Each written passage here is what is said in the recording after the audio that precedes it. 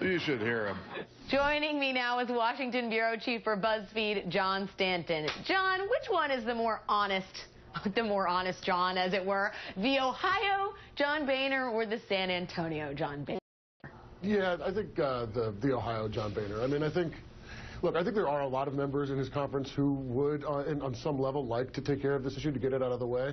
But I think most of them would rather someone else do it, not them.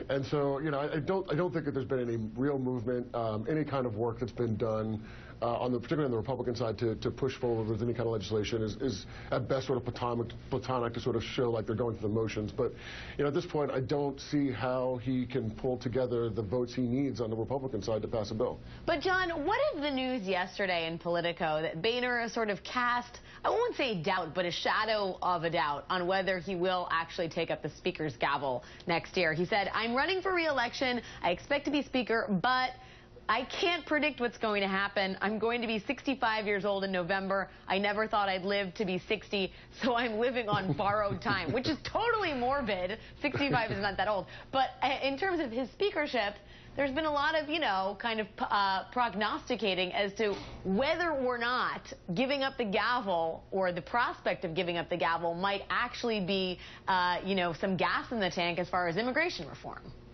Yeah, I think, you know, I think frankly what you're saying is John Boehner right now is probably running for Speaker and is expecting to be Speaker. But, you know, I think he's sort of leaving it open as he does. He hasn't quite probably made up his mind. Depends on how things go over the next few months. If they win seats more than they already have in the election, I think certainly he stays. If they only lose maybe a few or they sort of stay pat, he'll probably stay. If they lose a lot of seats and they get close to losing the majority, then maybe you might see him retire. But, you know, I think it's clear to me that he's gotten to the point where he's no longer going to just back away now. Like, things are not going so badly for Republicans in the election cycle and on the Hill that he's going to make the decision that I don't want to be around next year, that I don't want to deal with this again.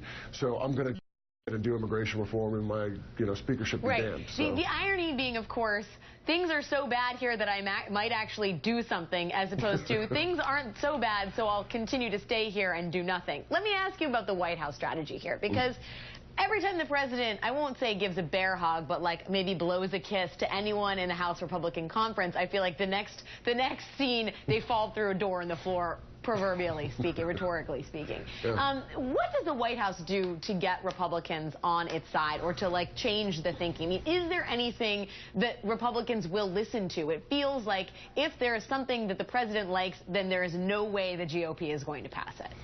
Yeah, I think, you know, Republicans like to use this whole argument that, oh, we don't trust him. He's done all these things without, you know, having the legal authority to do them on Obamacare and on deportation, so we're not going to do a bill.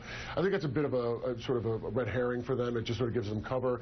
But I also think at the same time that the president sort of embracing them a little bit and making them run away also, frankly, gives Democrats cover. You know, they're coming under a lot of pressure from immigration organizations and members of the Latino community to try and get something done this year.